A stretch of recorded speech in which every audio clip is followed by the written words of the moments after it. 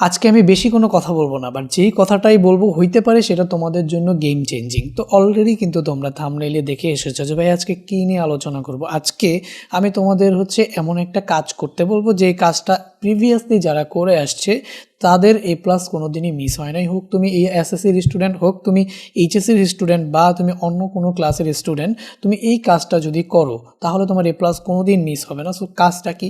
কাজটা হচ্ছে কি একটা টেস্ট পেপার সলভ করা, ঠিক আছে? তো তুমি যদি এখন এসএসসির স্টুডেন্ট হও, আমি তো এসএসসি স্টুডেন্ট নিয়ে কাজ করতেছি, যদি তুমি এসএসসির হও অথবা তুমি এইচএসসির যে স্টুডেন্টই হও, তোমার কাজ হবে কি জানো ভাইয়া? তুমি দ্রুত সময়ে একটা টেস্ট পেপার ম্যানেজ করে ফেলো। তারপরে ওই টেস্ট পেপার ম্যানেজ করে তুমি ওই টেস্ট পেপারটাকে সলভ করে ফেলো। সো আজ পর্যন্ত যারা টেস্ট পেপারটাকে বুঝে সলভ করে গেছে, এমন কোনো স্টুডেন্ট আমার লাইফে আমি পাই নাই যে A+ পায়নি। তো তুমিও এটা দেখতে পারো যে ভাই সত্যি বলতেছি নাকি মিথ্যা বলতেছি। তুমি না, তোমার যারা A+ পাইছে তুমি জানো, ভালো স্টুডেন্ট তোমার পরিচিত, তুমি গিয়ে জিজ্ঞেস করো যে ভাই আপনি A+টা কীভাবে পাইছেন বা কীভাবে আপনি পড়ছেন। দেখবা ওর কথা থাকবে যে আগে কনসেপ্টগুলো বুঝে তারপর টেস্ট পেপার সলভ করা, আর কিছুই করা লাগবে না, তুমি A+ পেয়ে যাবে। এই ঘটনাটা হয় কিনা তোমরা একটুখানি যাচাই বাছাই করে দেখতে পারো। সো ভাইয়া এই একটাই কাজ, আর কিচ্ছু না। তোমাদের কাছে এখনও 4 মাস সময় আছে, একটা টেস্ট পেপার কিনো যারা এসএসসি, আর এইচএসসি যারা আছো তাদের কাছে 5 মাস সময় আছে, একটা টেস্ট পেপার কিনো, বসে সলভ করে ফেলো। এখন টেস্ট পেপার সলভ করার একটা টেকনিক আমি তোমাদের বলে দিই যে কীভাবে তোমরা টেস্ট পেপারটাকে সলভ করতে পারো। প্রথমে ভাইয়া তোমাদের বইয়ে যে কয়টাই চ্যাপ্টার থাকবে, প্রত্যেকটা সাবজেক্টে 10টা 12টা 13টা 14টা যেই কয়টাই চ্যাপ্টার থাকবে, দেখো সেই চ্যাপ্টারগুলোর থেকে কিন্তু সবগুলো থেকে প্রশ্ন আসে না, কিছু চ্যাপ্টার স্কিপ যায়। আবার স্কিপ গেলেও 8টা প্রশ্ন যদি আসে তোমাদের সায়েন্স গ্রুপের জন্য, তাহলে সেখান থেকে দিতে হয় কিন্তু তোমার 5টা, আর অন্যান্য যে সাবজেক্টগুলো আছে সেখানে 11টা থেকে দিতে হয় কিন্তু 60টা।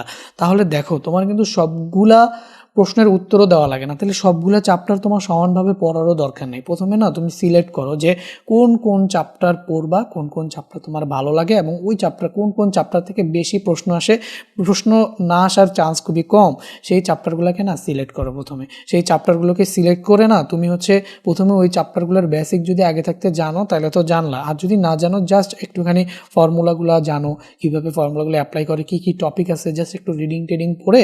আর অনলাইনে তো ফ্রি রিসোর্সের কোনো অভাব নাই, অনলাইনে সার্চ দিয়ে বা গুগল করে, ইউটিউব থেকে দেখে বা ফেসবুক থেকে দেখে তুমি না ওই কনসেপ্টটা একটুখানি ক্লিয়ার করে নাও, পুরোটা করারও দরকার নেই। এরপরে না তুমি কোয়েশ্চেন দেখো টেস্ট পেপারে, ওই চ্যাপ্টারের একদম A to Z সব বোর্ড কোয়েশ্চেন করে ফেলো, স্কুল কলেজে কোয়েশ্চেন করে ফেলো, বহু নির্বাচনী এবং সৃজনশীল দুইটাই এটা করে ফেলো, ঠিক আছে? ওই ধরো কয়টা আসবে, সর্বোচ্চ তোমার 5 থেকে 7টা চ্যাপ্টার আসবে, যেগুলো থেকে 5টা প্রশ্ন তুমি 100% পাবা, যেটা 5 থেকে 7টা চ্যাপ্টার।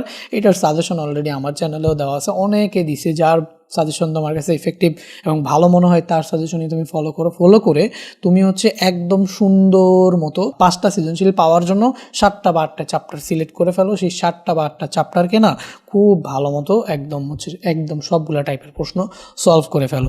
এখন প্রশ্ন সলভ করতে গিয়ে যদি কোনো প্রবলেম পাও, সেই প্রবলেমটা হয়তো বা তোমার টিচারদের থেকে জিজ্ঞেস করে সলভ করে নাও, বা প্রাইভেট টিউটর থাকলে, বা আমার অনলাইন কোর্সে যারা আমার অনলাইনে ক্লাসগুলো করো তারা আমার গ্রুপে আপলোড করে দাও, আমি সেগুলোকে সলভ করে দিব, তাই না? আর আমার তো টেস্ট পেপার সলভিং কোর্সের আন্ডারে যারা আছো তাদের তো আমি এই কাজটাই করব, সেটা তোমাদের পুরো টেস্ট পেপারটাকে আমি সলভ করাই দিব। সো এই চ্যানেলটাতেও কিন্তু সেই ফ্রি ভিডিওগুলো তোমাদের আসবে। সো যারা ইন্টারেস্টেড আছো তারা কিন্তু আমাকে এই চ্যানেলটাকে একটা ভিডিওটাতে লাইক দিয়ে চ্যানেলটা সাবস্ক্রাইব করে রাখতে পারো, তাহলে নিয়মিত কিছু টেস্ট পেপার সলভিং গুরুত্বপূর্ণ চ্যাপ্টারের ভিডিওগুলো কিন্তু তোমরা পাবা। তো ভাইয়া আর সময় অপচয় করো না, এখন তোমাদের জন্য প্রত্যেকটা মোমেন্ট খুবই গুরুত্বপূর্ণ। সো এখনও যারা টেস্ট পেপার কিনো নাই, জলদি সময়ে যে কোনো একটা টেস্ট পেপার তোমরা কিনে ফেলে সেই প্রশ্নগুলোর সমাধান করতে থাকো। এখন টেস্ট পেপার এবং টেস্ট পেপারের দাম, কোন সাবজেক্টের জন্য কোন টেস্ট পেপার নেওয়া উচিত, সেটা নিয়ে আমার একটা ভিডিও আছে। সেই ভিডিওটা হয়তো বা তোমরা এইখানে দেখতে পাচ্ছ, ওই কর্নারে উঠছে, এখানে ক্লিক করে তোমরা সেই ভিডিওটা দেখে নিতে পারো। সো সেই ভিডিওটা দেখে দ্রুত সময়ের মধ্যে টেস্ট পেপার কিনে তোমরা টেস্ট পেপারগুলো সলভ করে দাও, ঠিক আছে? তোমাদের 4 মাস 5 মাস যেই সময়ই আছে এটাই এনাফ। আসলে একটা টেস্ট পেপার শেষ করার জন্য 3 মাসের মধ্যেই একটা টেস্ট পেপার শেষ করে ফেলা যায়, যদি একদম সকাল থেকে বিকাল পর্যন্ত কেউ পড়ে।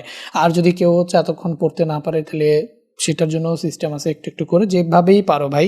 একটা টেস্ট পেপার যদি সলভ করো তুমি আজকে একদম লিখিত রাখো যে তোমার A+ মিস হওয়ার কোনো চান্সই নেই, কই থেকে হবে, প্রশ্ন আসেই কয়টা, সে সবই তো করে ফেলতেছো, তো আর বাকি থাকে কি বলো।